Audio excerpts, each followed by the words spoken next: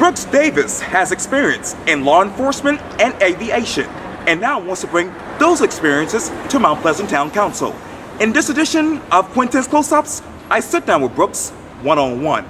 And be sure to download the free Quintin's Close-Ups app in your Apple or Google Play stores. Well, Brooks, it is so good to see you, man. It's good to meet you as well. Likewise. Well, speaking of meeting, a lot of people don't know who you are. Tell me, and we notice now, well, why are you running for Mount Pleasant Town Council in your mind? What was so attractive about this? The reason I'm running is because of the things that I see around me every day. And these are the same concerns that I think most of the residents of Mount Pleasant have. It's my office here. It's about 7 minutes from my house, and almost every day driving from my house to my office and back, I would see some new house come up or some new structure. And traffic has really gotten bad, and I've never been the kind of person that just sits on the sidelines and complains about something. I figure you either get in the game or you get out of the way. That's just the type of person that I am. And I figured rather than just complaining about what I see in Mount Pleasant, I put my money where my mouth is and went for town council and see if there was something that I could do about this. 22 days out before the election, what is it like to be you, a candidate for Mount Pleasant Town Council? What is it like to be me? Well, I'm busy and I'm tired, but I'm pushing through. A lot of people told me that running for council was going to be a full-time job, and they were right. It has been. And I know there's a lot of issues that you're trying to tackle right now. Let me take you to September 24th. You said the following on Facebook, quote, "There has been much controversy and speculation lately regarding the selection of the members of Mount Pleasant's Comprehensive Plan Forum." The selection. Are you happy with that? Not particularly. And don't get me wrong, I have no problem with the comprehensive plan. I think it's a great idea, and anything that we can do to get the residents of Mount Pleasant more involved in the process, I am all for. It's just how the distribution of the members of the comprehensive planning committee that I question. Okay. There was a lot of speculation as to exactly who made up the forum, and 275 people, including myself, applied to be members of the forum. 34 were chosen. I'm not exactly sure how they were chosen. I'm sure some thought went into it. But I actually I took the addresses of the forum members and plotted them out on a map of Mount Pleasant, and determined that approximately 56% of the members of the forum live south of the IOP connector to the bridges. So basically from the IOP connectors to the water, to the edge of Mount Pleasant, is concentrated 56% of the forum members. I believe that everybody on the forum has the best intentions and the interest of Mount Pleasant involved. We're all each other's neighbors. This is our home. But I think it's difficult to plan for a part of Mount Pleasant if you don't live there. If you're not there every day, day in, day out, assessing different concerns of your neighbors or seeing things from yourself. And all the growth in Mount Pleasant is going to be in that, the majority of it's going to be in that area, in 41 North. And I think we have about 5 or 6 members of the forum that are in that area, between in that triangle between 41 where 17 North goes up. Right. And in those areas we're talking about Brickyard, Park West, Rivertown, Dunes West, Planters Point, Darrell Creek, Carolina Park, Hamlin. Yeah. And I think that those areas need to have a lot more input or say into the plans of into the future of the town, because that's where the future is. I know on Facebook you said if they don't do anything with as far as the town's future, you may as well annex it to Myrtle Beach. It's a little tongue-in-cheek. Yeah. And you also said this on your campaign website too. Save this town. So how do you save Mount Pleasant? Well, we need to find a balance between commercial interests and residential interests. I believe there's a lot of things that we need to start doing differently. Mount Pleasant there's no way that we are ever going to turn the clock back 30 years. and to think that growth is going to stop is just not realistic. Okay. A lot of people are moving into our town. A lot of businesses are moving into our town for the same reasons that we moved here. It's a very desirable place to work and live. Yeah. It's got some of the best schools in the state. There's there's plenty of parks. It's a great place to raise a family. It's just a really nice area, and that's apparent by the spikes in real estate prices around here. But I really believe to get our town back on track, there's a couple things that we need to do. The number one priority is to address the growth in this town. Okay. And I think that we need to have responsible growth. We need to consider the residential interests with the commercial interest, and we need to compromise. We need to find a way to all work together so that we can preserve the character of our town and the quality of living that we've taken for granted for so many years, knowing that the town is going to grow. But it has to grow more responsibly, and we have to let the infrastructure catch up with all the growth right now. The growth overall is it's the primary problem that we're having in this town, and I believe that every other problem that we're having falls under growth to one way or another.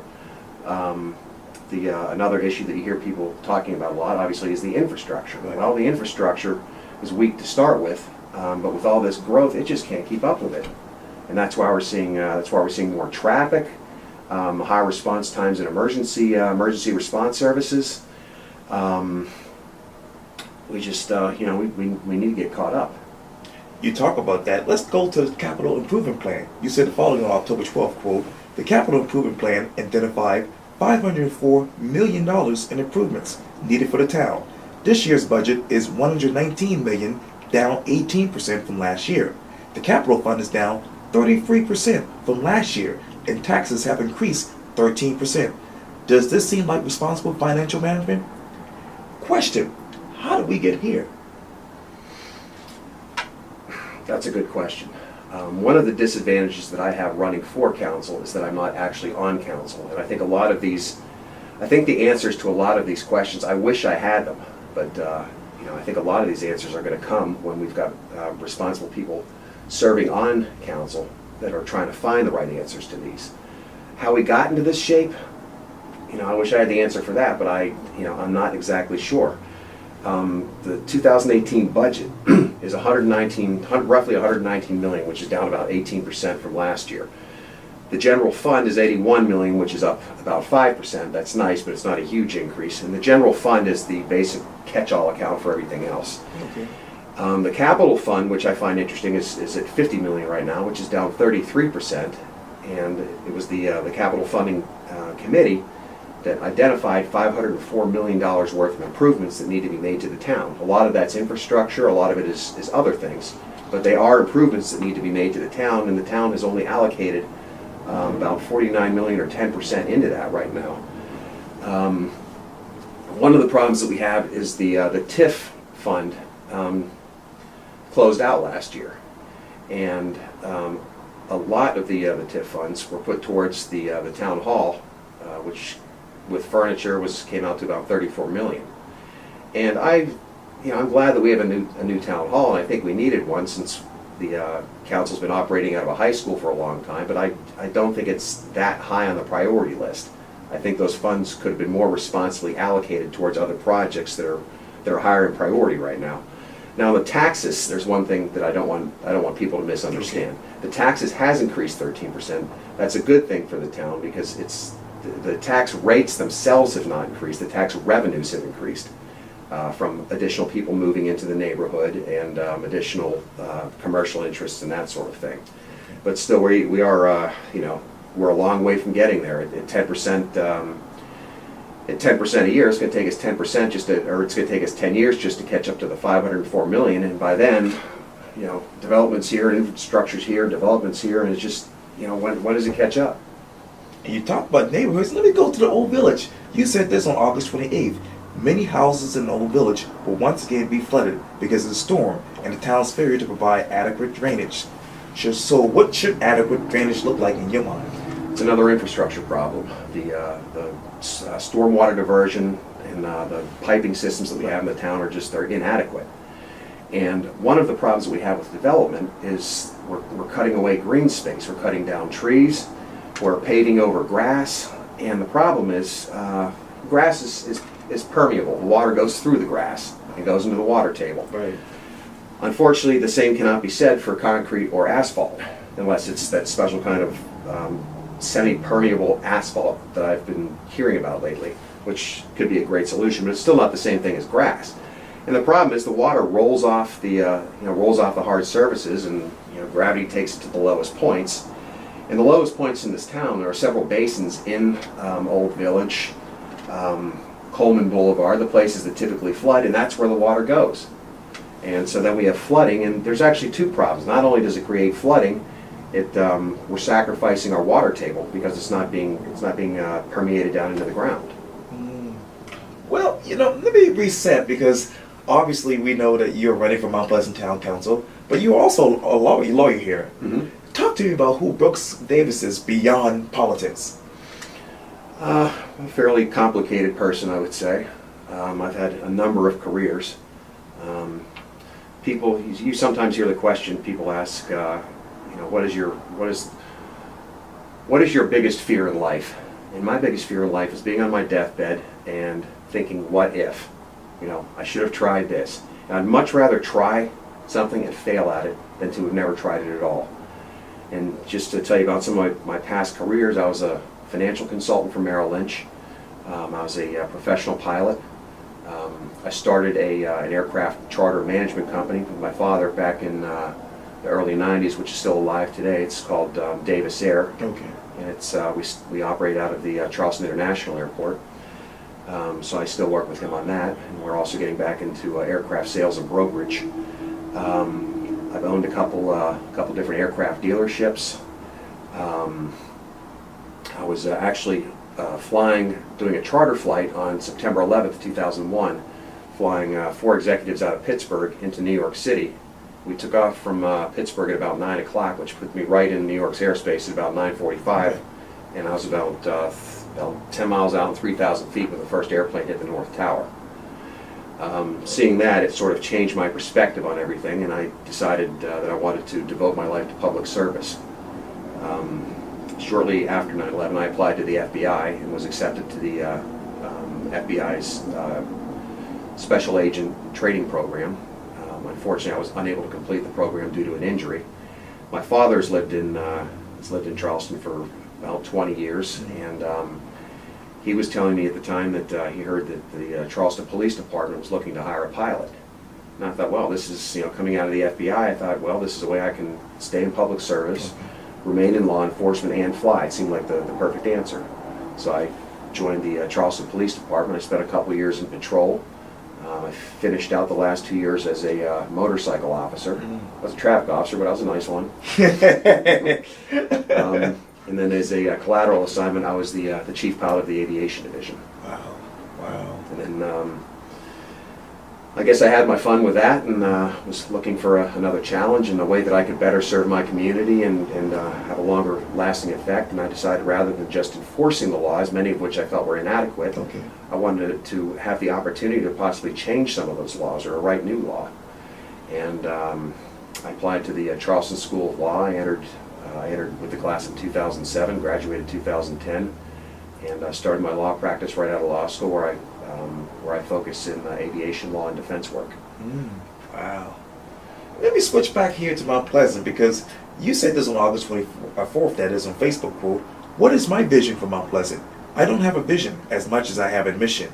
My mission is simple. In a nutshell, I wish to preserve or restore the character and quality of the town that, in my opinion, has been compromised over the past 4 years."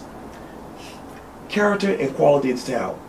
What is that character? What is that quality of life when you think of Mount Pleasant?